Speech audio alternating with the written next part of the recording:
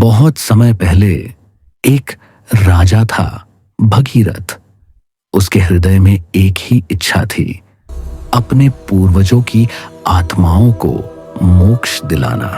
कहते हैं दुनिया में कठिन काम दो ही होते हैं, दूसरों के लिए प्रार्थना करना और दूसरे की मुक्ति के लिए तपस्या करना। भगीरथ दोनों करते थे। वर्षों तक उन्होंने कठोर तप किया। धूप हो या तूफान, बारिश हो या बर्फ, भगीरथ एक ही मंत्र में डूबे रहे। एक ही लक्ष्य, एक ही विश्वास। ओम नमः शिवाय। आखिरकार गंगा देवी उनके सामने प्रकट हुई। उन्होंने कहा, मैं तुम्हारे पूर्वजों को मुक्त करने पृथ्वी पर उतरूंगी, पर याद रखना मेरा वेग इतना तेज है कि पृथ्वी टूट जाएगी। मैं तुम्हारे पूर्वजों को मुक्त करने पृथ्वी पर उतरूंगी, पर याद रखना मेरा वेग इतना तेज है। भगीरथ चुप हो गए। धरती का भविष्य उनके सामने रुका खड़ा था। वह जानते थे गंगा का अवतरण जितना पवित्र है उतना ही विनाशकारी भी हो सकता है।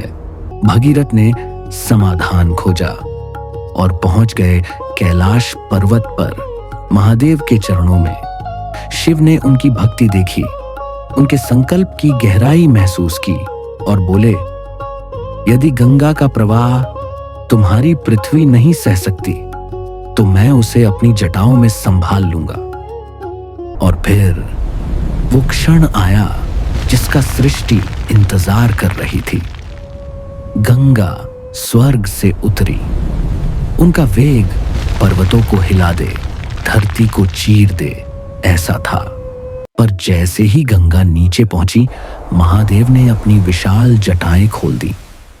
गंगा की उग्र धाराएं जटाओं में समा गईं और शांत हो गई। ऊर्जा प्रेम में बदल गई, वेग करुणा बन गया। फिर शिव ने उन्हें धीरे से मुक्त किया। अब गंगा कोमल थी, शांत थी, दिव्य थी।